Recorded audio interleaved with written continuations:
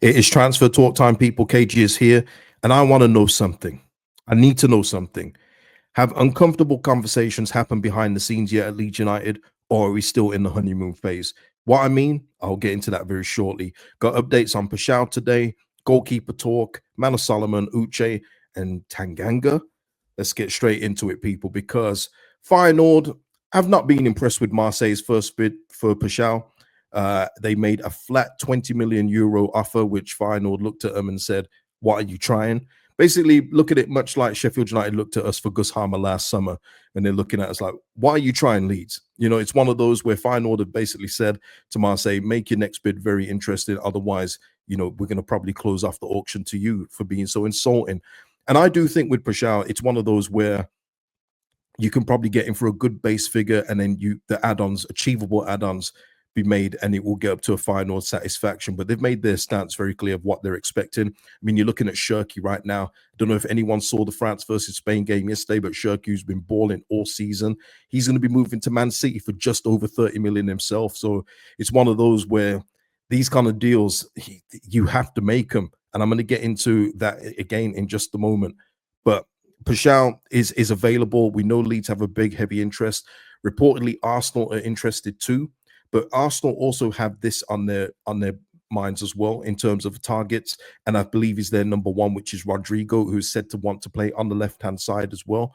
And obviously, if they get Rodrigo, that will be it, because they're not signing Rodrigo and Paixão. It will be Rodrigo. I think Paixão will probably be the backup option if they can't get Rodrigo. He's going to apparently cost around £84 million. So if Arsenal get him, he'll be, you know, not in their grasp as such. But it is reported that Arsenal are in for him, but Rodrigo is their first choice. And obviously, they've still got Martinelli and Trossard there. I'm sure they'd have to move one of them on, but that would be Arsenal at that point. Now, the point I want to make in regards to the opening of the video is this.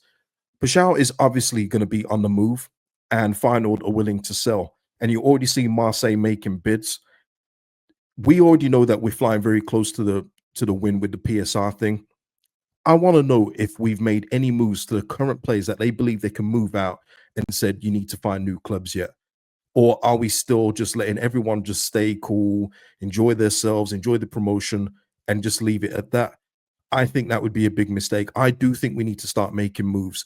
Are they waiting until the second transfer window? Are they waiting for this one to shut on Tuesday, wait for the 6-day break, and then the main one reopen until September 1st? I don't know. But when you've got talents like this that are available, you have to move in for them. You have to move in for them. And listen, if we had to sign him, we would obviously have to make moves if we're already at like a loss of 61 million for this period. And that goes into now, who can we sell? Because it's not like last summer where we had Somerville, Jorginho, Archie Gray, like individual talents that you could get a lot of money for.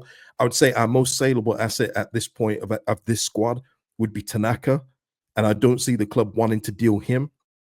So it would be a combination of a couple. So it can't just be your fringe players like a Bamford or Sam Greenwood or Joe Gelhardt. That's not going to cut the mustard.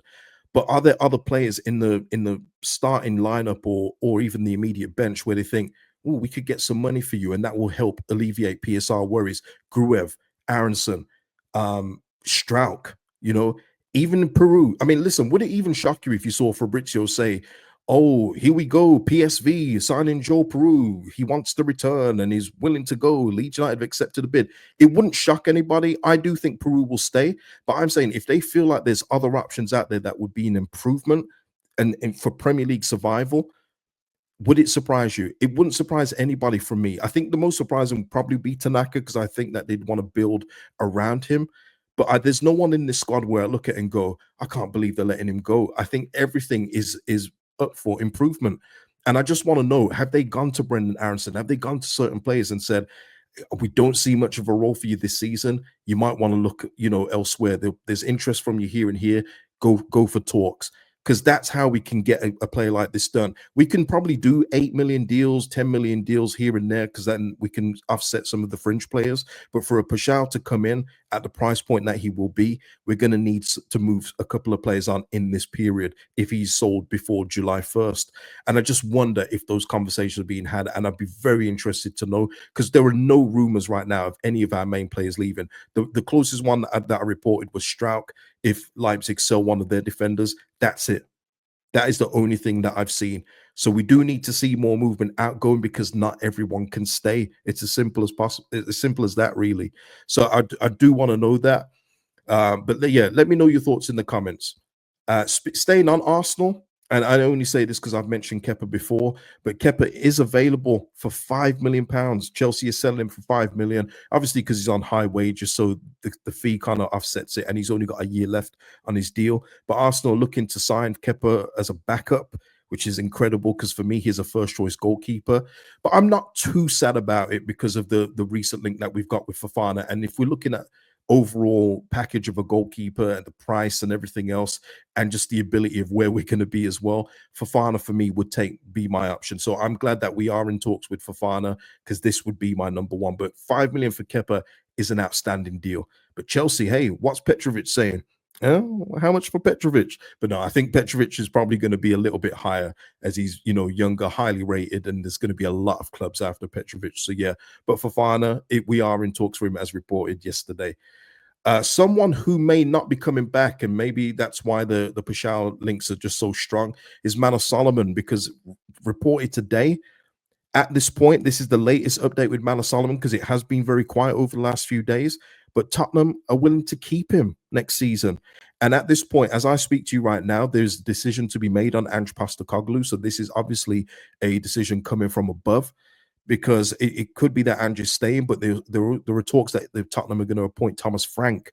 So no one really knows.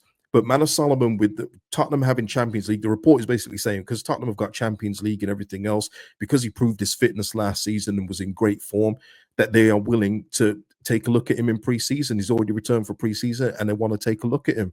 So there you go. That is the latest update with Manor Solomon. And it kind of makes sense why it's gone quiet on Solomon, because if there was a deal to be done, people, it would be this one first, just due to the relationship that we've had with him recently and Tottenham in general. And the fact that it went quiet was something like, maybe something's going on there. Well, that's what it is. He's currently staying at Tottenham as the latest report states. So there you are. We've reported on Christantus Uche just yesterday. His agent has come out and said that no one is close to getting him. The report was yesterday that Leeds have been in talks with him, but his agent says no, but he does expect movement. And obviously we're involved with him. Wolves, I think Brighton as well, and a couple of other clubs. But this is a player, again, I would definitely like Leeds United to be in the conversation for. 21 million release clause, but it can be gotten, according to reports, for 17 million, which would be a good price for this guy. He's going to, I just think of him, Tanaka, Ampadu in midfield. That three, it works for me, and then you got like a Gus Harmer as a substitute or something like that, or as a squad player. I like that kind of mix. I like it. It's a good mix of steel, toughness, agility, mobility, and everything else like that. So yeah, we'll see what happens there. But his agent has basically said, everyone slow down. He ain't going nowhere just yet. Nothing has been decided at this point, but his client is in demand. Lastly, something that has come up very recently is Japhet Tanganga, sorry, who is reportedly available for 2 million. I'm going to keep this very short and sweet. The only other clubs that are interested in him are Sunderland and Burnley, which again speaks volumes that the three at this point worst teams in the Premier League are looking at Tanganga. Now, people will probably look at it and go 2 million cage. That's a good price. What it's low risk. It's low risk until it isn't low risk, because I'm looking at it in a way. I've already said it with Joe Rodon. He deserves to probably start out there, but he needs genuine competition. We're not looking at a really outstanding centre back here. We're looking at someone who can be, but we're looking at someone that may go out of form at some point. And let's just say with Joe Rodon, he finally breaks down, and Tanganga is your guy to come in for 4 or 5 games. It scared the life out of me. Listen, guys, I've watched this guy in the Premier League before. Granted, it was a few years ago, and maybe he's matured a bit. But even last season, even in the Championship, I think that's his level. I think that's his type of football, the physical football. You don't have to think too much. He got spun so many times in the Premier League because he's just a step behind in that way. And it's one of those where it's low risk until it isn't low risk. It's low risk until he's conceding penalties. It's low risk until he's getting that silly yellow card early in the game, which then hampers him for the rest of the game. It's one of those things for me where if Leeds want to get him for the 5th choice centre back, yes, okay, cool. If you want to get him as in case of emergency, break open glass, and he's the 5th choice because all 4, 3 of your main centre backs are out for whatever reason, then okay, cool. But if he's going to be one of your 4, I say this: if Ipswich was still here and they were signing Tanganga, would anyone be going, "Ooh, oh, that's a good signing for Ipswich"? You wouldn't, would you? You wouldn't. This is, for me, what I want for Joe Rodon, what I want for everyone, if possible, is genuine competition, not just somebody who is going to be a straight up backup, because that's what he would be. And at this point in time, I've made my stance clear. We need to be recruiting players to move down people from the first 11 to the bench, and Tanganga doesn't do that. But if Leeds see him as a viable option, as a squad player, as a 5th choice option, so be it. But what I will say to you people is there will be Bozo G moments. And don't say I didn't warn you. But listen, we'll see what happens of that. Maybe Sunderland will be in the driver's seat for that. I hope he goes elsewhere. But yeah, I just feel there's other things we can do there. Maybe not at 2 million, but maybe for a loan or something like that. Just somebody who's more reliable, a bit more athletic, and just thinks up here first rather than just bulldozing his way. This isn't the Championship, people, and that's the difference. That's the difference. Just because he scored against us, don't go, oh yeah, he scored against us, he must be good. No, someone in the comments recently said about Gosama, oh, he didn't impress me in either game against Leeds. And I just replied back, well, in that case, should we sign Harry Darling from Swansea because he scored against us in both games, didn't he? So it's one of those, just because he scored against us doesn't make him great. But yeah, Japhet Tanganga for me, yeah, we'll see. Yeah. But listen, that will be it for the transfer talk update. Give me your thoughts in the comments. Like the video, please do that. Helps out the channel immensely. Thank you to all members of the channel as well. Big up to all for all the support. See you in the next one. Peace out.